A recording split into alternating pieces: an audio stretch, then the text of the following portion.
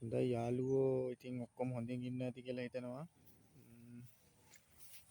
මම අද වීඩියෝ එකක් ගෙනාවා. මගේ channel එකේ පාත් එකක් තමයි මම ඔයාලට කියලා තියෙනවා. අපි මේ පරිසරයේ දැකපු නැති දේවල්, يعني සබහා දහමේ දැකපු නැති දේවල් ඔයාලට මම දැකපු දෙයක් ඔයාලට පෙන්වන එක තමයි මගේ ටාගට් එක. ඒ කියන්නේ මම මොන හරි දෙයක් දැක්කොත් එහෙම ඔයාලට ඒකේ මොකක් හරි විශේෂ දෙයක් හරි ඒක දෙයක් පුළුවන්. ඉතින් මම අද වීඩියෝ එක කරන්නේ මම මේ දැකපු දෙයක් සම්බන්ධව තමයි කරන්න යන්නේ. ඉතින් අවුරුදු ගානක උත්සාහයක් තමයි මේක.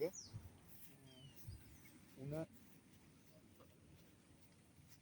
වැටකට හිටවලා තියෙන මේ උණ ගස්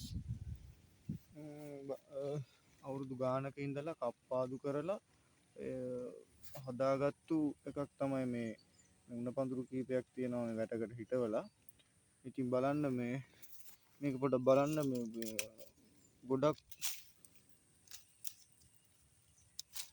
හොඳ හයියක් තියෙනවා මේ උණ.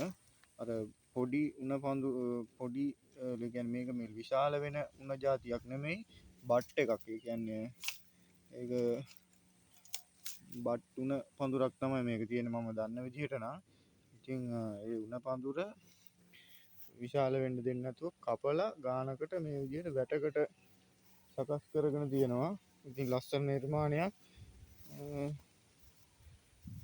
අවුරුදු ගානක උත්සාහයක ප්‍රතිඵලයක් තමයි මේ තියෙන්නේ. ලස්සනටම තියෙනවා. ඉතින්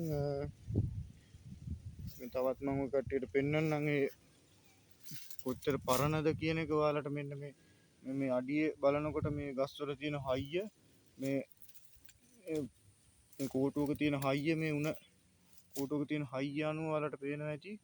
බලන්නකොට යට පොඩ්ඩක් බලන්න. ඒ කියන්නේ ගොඩක් පරණයි මේක. ඉතින් ලස්සන නිර්මාණයක්.